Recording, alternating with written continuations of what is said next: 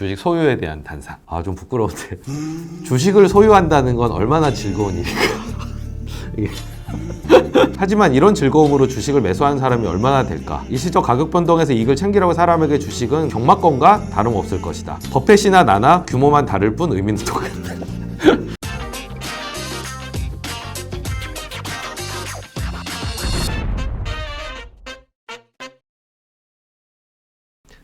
안녕하세요, 최준철입니다. 제가 최근에 사무실과 집에서 물품들을 정리를 하다가 우연히 주식 투자를 시작한 초창기에 썼던 물품들을 발견하게 됐습니다. 그래서 잠깐 감상에 적기도 했는데요. 그런 가치 투자 유물들과 거기에 얽힌 저의 스토리, 감상 이런 것들을 공유해보면 좋겠다 해서 오늘의 영상을 준비하게 됐습니다.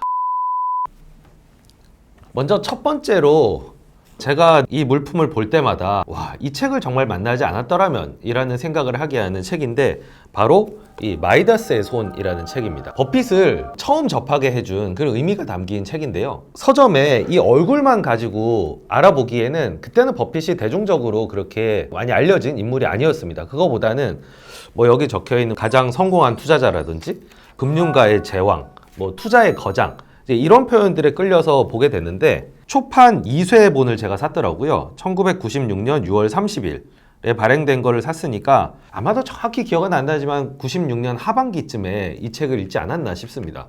여기 보면은 뭐 광고회사, 그리고 캐피탈 시티즈, 워싱턴 포스트, 코카콜라 이런 사례들이 나오고요. 다시 읽어보니까 사례뿐만 아니라 생각보다 많은 개념들을 전달을 하고 있더라고요. 그게 아주 뭐 깊이가 있다 이렇게 볼 수는 없지만 이 책 덕분에 제가 프랜차이즈 밸류 그리고 ROE 이런 개념에 눈을 뜨게 했던 어쩌다가 만나게 된 책이신가요?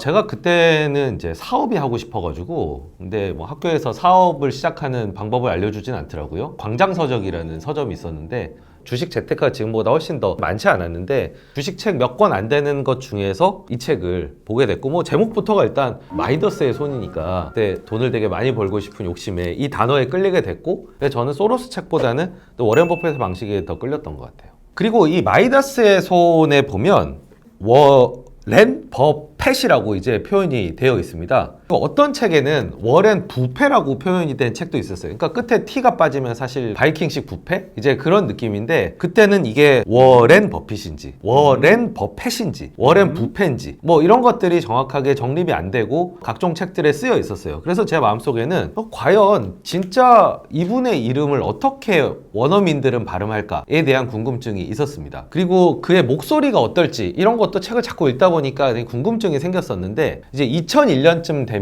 IT 붐을 거치면서 아마존이라는 이커머스가 많이 알려지게 되고 실제로 거기서 한국에서도 직구를 할 수가 있었거든요. 찾다 보니까 이 워렌 버핏이 강의한 비디오 테이프가 나오더라고요. 그래서 제가 이거를 주문을 했습니다. 아마 그 MZ세대 분들은 도대체 이게 뭔가 이게 이제 비디오 테이프라는 건데요. 이걸 이제 비디오 데크에 밀어 넣어서 텔레비전으로 영상을 시청하는 지금으로 치면 DVD나 어쨌든 영상을 볼 수 있는 매체라고 이제 볼 수 있습니다. 저도 이거 본 지 되게 오래된 것 같은데 요즘 잘 안 쓰죠. 요거는 워렌 버핏이 1996년에 이제 제가 딱 주식 투자를 시작했던 그 시기에 노스캐롤라이나 대학에서 대학생들을 상대로 해서 강연을 하고 질의응답을 했던 그 영상을 담고 있습니다. 1시간 정도 가까이 됩니다. 되게 젊은 모습의 버핏을 보실 수가 있습니다. 근데 사실 절대적인 나이는 많지는 않은데 나이 드신 모습이 익숙해서 그런지 이때 굉장히 피부가 탱탱한 그래서 이게 이제 아마존에 주문해서 해외 택배로 도착을 했습니다. 2001년도가 제가 서울대 투자연구에 막 들어갔던 시점이었는데 이거를 같이 너무 보고 싶은 거예요. 비디오 플레이어와 텔레비전을 구해다가 강의실에다가 그거를 설치해서 동아리 멤버들과 같이 시청을 했습니다. 처음에 이제 버핏이 딱 등장해서 그 목소리를 들려주는데 되게 전율감이 진짜 저렇게 생기시고 저런 목소리고 사회자가 소개를 하는데 지금 저희가 표준적으로 사용하는 워런 버핏의 가장 가까운 발음이라는 생각을 그때 들었습니다. 그때서부터 저도 버핏이라고 부르기 시작을 했던 것 같아요. 대략 얼마 정도 했으면 그때 당시 가격으로?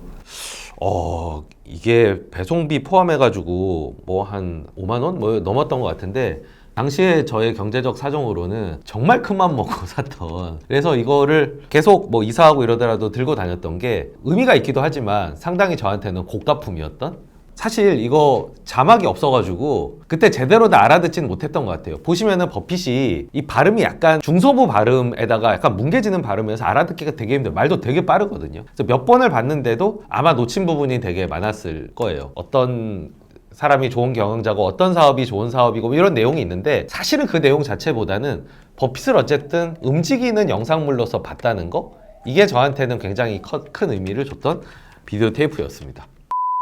그리고 다음으로 제가 발견했던 가치 투자 유물은 정말 저한테 큰 의미가 있는 이 투자 일지입니다. 투자를 시작하면서 투자 일지를 쓰겠다. 그래서 이제 이거를 기록을 시작을 했는데, 제가 한국형 가치 투자를 쓸 때 이거를 그때 발견해서 봤으면 제가 좀 더 정확히 기술을 했을 텐데, 이걸 다시 읽어보니까 제 기억이 살짝 잘못되어 있더라고요. 그걸 오늘 영상에서도 좀 정정을 해야 될 것 같습니다. 96년에 주식 투자를 제가 계좌를 두고 시작한 줄 알았거든요. 근데 이걸 보니까 마이다스의 손도 제가 96년 하반기 때 읽었잖아요. 공부는 96년 하반기 때쯤 하고 돈을 벌어서 주식 투자를 시작했다 해서 과외를 시작을 해서 과외비를 모아서 주식 투자를 실제로 계좌를 터서 시작한 거는 97년이었더라고요. 그리고 제가 처음에 한 50만 원 이렇게 시작을 한 줄 알았거든요. 그런데 처음 이제 받았던 과외비가 50만 원이었고 그 280만 원을 모아가지고 97년에 시작을 했더라고요. 그래서 여기 보면은 과외비로 모은 280만 원으로 LG증권 관악지점에 구자를 개설해서 시작했다라고 이제 나옵니다. 제 첫 주식이었던 거는 맞았어요. 를 제가 샀더라고요. 그때도 올드 이코노미를 좀 좋아했던, 뭘 알고 그거를 샀겠습니까만은 역시 기록물을 봐야지 이게 정확하구나라는 생각이 들었습니다. 근데 다시 읽다 보니까 진짜 얼굴이 굉장히 화끈거리는 그런 내용들이 상당히 많았고요. 이때가 97년이 제가 시작할 때도 경제 상황이 그렇게 썩 좋지 않았던 상황이었고, 여러 대기업들에서 뭔가 자금이 부족하다, 휘청휘청한다 이런 얘기들이 나올 시점이었어요. 그러면서 이제 IMF 구제금융으로 하반기 들면서 점점 접근을 하거든요. 시장은 계속 빠지고 경제는 안 좋아지고 IMF는 가까우고 하다 보니까 처음에는 종목, 기업 뭐 이런 걸 가다가 하반기 들어서는 이 시장 동향에 대해서 생각을 많이 하고 글을 썼더라고요. 야, 그런 부분을 보면서 아직 그때 제가 좀 굳건하지 않았구나, 이렇게 좀 귀가 얇았구나, 지금에 비해서 그런 생각도 들었습니다. 재밌었던 부분은 제가 다시 읽다가 뭐 반성 이런 것들이 이제 잠깐 내용을 읽어드리면, 주식 관련 서적과 경제신문 읽기로 이론은 갖추어져 가지만 나만의 증권 철학이나 이론이 정착되어 있지 못하다. 좀 더 많은 공부로 나만의 방식을 만들어서 실전에 임해야 되겠다. 하락 장세에서 어떻게 행동해야 하는지 충분히 파악하고 다음에 올 상승 장세에 뭐 대변. 근데 한동안 상승 장세는 오진 않았었습니다. 그런 제 내용이 있었고요. 되게 답답했던 것 같아요. 스스로가 실전에서 뭔가 배운 대로 잘 안 되는 이런 답답함이 저한테 있었고요. 그리고 또 재밌었던 게, 제가 그때 제일 관심이 있었나 봐요. 드림웍스에 공동 설립을 할 때 제당 이제 들어가서 아세아 배급권을 이제 받게 됐다. 영상 관련 사업에 진출한 게 뭐 재밌다. 뭐 이런 이제 표현이 있었는데, 지금은 미디어 업계 강자잖아요. 근데 그때는 막 사업을 시작했을 때였었고, 드림웍스라는 그때 뭐 스티븐 스필버그, 갓센버그 이런 사람들이랑 했던 게 저한테 되게 신기한 뉴스로 봤나 봐요. 그러니까 그때도 제가 미디어에 좀 관심이 많았구나 라는 생각이 드는 그런 내용도 있었습니다. 한류회전에서 이 얘기 나온 거 봤었는데, 예. 제가 완전 어릴 때라서 예. 아 이런 일이 있었구나 정도였는데, 대표님은 문화 콘텐츠 산업의 모습이 그때 연장선처럼 이렇게 보이시겠어요? 그렇죠. 저 그때도 그 생각이 났었고, 그때 이제 뉴스를 접했던 기억이 나는데 이걸 적어놓은지는 몰랐었거든요. 근데 이때도 사실 이게 비관련 다각화죠. 설탕 만두 회사가 미디어로 진출하니까 시장 반응은 뭐 좋지는 않았겠죠. 근데 이제 꾸준히 해오면서 또 미디어 회사로 또 자리매김하는 거 보면은 비관련 다각화도 결국은 결과에 따라서 얼마나 진정성을 가지고 꾸준히 하느냐에 따라 자리가 잡히거나 안 잡히거나 뭐 그러지 않나? 뭐 또 이런 게 있었으니까 나중에 뭐 기생충이라든지 이런 또 성과로 연결될 수 있었던 되게 의미 있는 사건으로 연결된 어떤 시발점이 97년에 있었구나 라는 걸 제가 기록을 통해서 알 수가 있었습니다. 그리고 또 재미있다기보다 약간 우픈 내용이 있었는데, 11월 달에 IMF 구제금융을 신청을 했거든요. 구제금융을 신청하고 그날 시장이 올랐다는 내용이 나요. 그러니까 시장에서는 와 이제 살았다 뭐 이런 반응이었나 봐요. 그때는 이렇게 제가 이걸 오려가지고 여기다가 이제 투자일지에다 붙였는데, 심지어는 11월 25일에 보시면 투매 금물 IMF가 득도 많다 라는 표현이 나오거든요. 근데 이 이후로 이제 한국 시장은 나락으로 이제 빠져들기 시작하는데, IMF 구제금융이 뭔지 저를 포함해서 다 잘 몰랐던 것 같아요. 이런 신문 기사들도 잘못된 해석을 할 수 있고 틀릴 수도 있구나. 그리고 당시에는 숫자에 대한 정보가 되게 부족하던 시절이었었어요.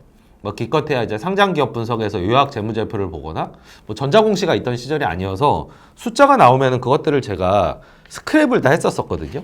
칼라는 이제 주간지에서 제가 스크랩을 한 거거든요. 침체기의 투자 유망 종목 이래서 보면 뭐 예상 실적 증가율, 뭐 EPS 이런 것들이 나오면은 이게 워낙 정보가 귀하다 보니까 잘라가지고 여기다가 붙였더라고요. 매출 증가율 상위사, 뭐 경상이익 증가율 상위사 뭐 이렇게 해서 또 쭉 나온 것들, 뭐 96년 매출 대비해서 97년에 얼마나 늘었나 이런 것들. 근데 보니까 상당히 많은 회사가 없어졌더라고요. 회사들이 또 생존한다는 게 쉽진 않구나 이제 이런 생각도 들었는데 뭐 이렇게 스크랩을 귀엽게 해둔 이런 것도 투자일지에 있었습니다. 마지막으로 또 이 투자일지에서 제가 인상 깊게 봤던 게 12월 19일에 그 김대중 대통령이 당선이 돼서 주가는 전체적으로 빠졌는데 호남 기업들이 주가가 강세였다라는 표현을 제가 여기다 해놨더라고요. 올해 이제 총선도 있고 한데 이게 항상 대선 테마주들이 득세를 하잖아요. 근데 심지어는 97년 당시에도 대선 테마주들이 존재했다라는 거를 확인할 수 있었습니다. 이게 이제 97년 투자일지였고요.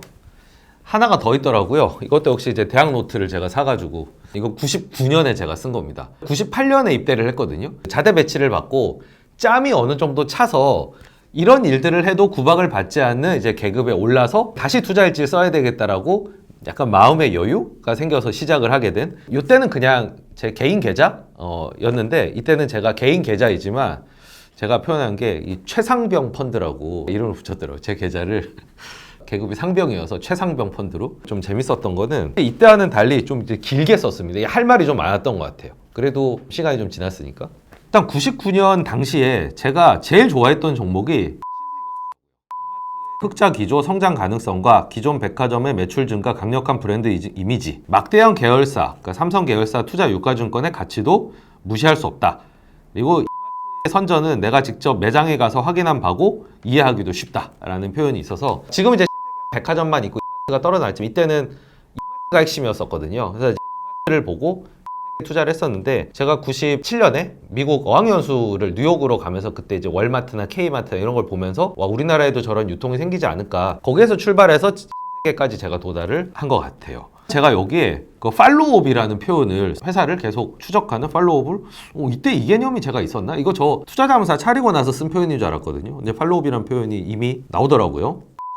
에 대해서 좀 더 제가 부연 설명을 해놓은 게 있는데 약점은 고정부채가 많다는 거지만 대부분 할인점에 확장에 쓰여져서 투자 매수가 곧 이루어질 것 같다. 그리고 꾸준한 저금리 기조로 왜냐하면 그 IMF 때 금리 엄청 높았다가 내려왔잖아요. 금융비 부담이 축소가 됐다. 4만 원대에서 현재 행보하고 있다. 그래도 시간이 좀 지나서 제가 이런 어떤 고정부채라든지 금융비용이라든지 이런 거에 대해서 언급을 하면서 좀 세세하게 분석이 들어갔다는 거에 대해서 진보를 했네 이때는 라는 생각이 들었습니다. 혹시 최상병 펀드 투자자는 누구였나요? 저 혼자 최상병 펀드도 뭐 1호가 있고 2호가 있고 그렇더라고요. 뭔가 좀 되게 거창하게 좀 더 프로페셔널하게 제가 해보고 싶은 욕심이 있었나 봐. 이게 투자 일지만 있는 게 아니라 저의 그 주식 소유에 대한 단상. 좀 부끄러운데 주식을 소유한다는 건 얼마나 즐거운 일인가. 취득하기도 쉽고 세금도 적고 즉각 현금으로도 바꿀 수 있다. 매일매일 가격이 고시되고 잘하면 산 가격보다 비싼 가격에 다시 팔 수도 있다. 그러나 가장 큰 즐거움은 바로 사업체의 일부를 소유할 수 있다는 것이다. 창업에 위험한 절차나 위험도 없고 수익의 일부도 가질 수 있다. 하지만 이런 즐거움으로 주식을 매수하는 사람이 얼마나 될까? 일시적 가격 변동에서 이익을 챙기려고 사람에게 주식은 그 경마권과 다름없을 것이다. 주식의 본래 의미로 돌아가야 된다. 회사 전체를 매수한다는 생각으로 주식을 조심스레 매수해야 할 것이다. 회사 전체를 매수하는데 TV 사는 것보다 더 연구하지 않고 즉흥적으로 매매한다는 것은 상식에도 어긋난다. 버펫이나 나나 규모만 다를 뿐 의미는 똑같다. 내 펀드는 일종의 홀딩 컴퍼니의 의미를 가지게 될 것이다. 나는 다양한 사업체의 일부들을 소유한 사업체의 프레지던트이다. 계속 부끄럽네. 주식을 도박으로 생각하면 도박의 결과만이 돌아올 것이다. 창업을 해서 사업체를 운영한다는 진지하고 성실한 자세로 투자에 임하자. 좋은 의도는 좋은 결과를 낳을 것이다. 라는 그렇긴 하지만 그때나 지금이나 생각이 크게 다르지 않구나. 그리고 99년 5월쯤 되면 제가 뭐라고 적어냐면 살만한 주식이 안 보인다라고. 너무 가격들이 올라버렸다. 그러면서 이제 하반기로 가면서부터는 아까의 그런 각오에도 불구하고 인터넷이 가져오는 변화, 인터넷 회사들에 대한 내용들이 많이 늘어나고 있습니다. 왜냐면 이때가 99년 말에 IT 버블을 향해서 달려가고 있고 모든 이슈들을 다 인터넷이 집어삼킬 때였었거든요. 어쨌든 이런 변화에 대해서 뭐 좋게 얘기하면 관심이 있고 이게 어떻게 우리 생활을 바꿀까? 나쁘게 얘기하면은 저도 이게 너무 광풍이 불다 보니까 거기에 대한 생각을 안 할 수가 없었던. 네, 그리고 이때도 보면은 뭐 한 해 정산을 12월 28일 99년에 증권시장이 폐장되었다 이러면서 좀 반성을 하는 내년 시장을 내다보는 이런 게 나오는데 이게 이제 그때는 혼자 했지만 지금은 그 반성을 저희 매니저들이랑 같이 연말에 좀 실수한 걸 고백하고 좀 더 잘해보자 이런 각오를 다진 시간을 갖는데 그때는 혼자 하다가 함께 하게 됐다. 이것도 새로운 좀 감상이었고 연초도 저 이제 투자 일지를 쓰면서 시작을 했는데 지금은 이제 라이브 방송을 하면서 구독자들과 같이 한다는 점도 차이점이 아닌가 싶습니다.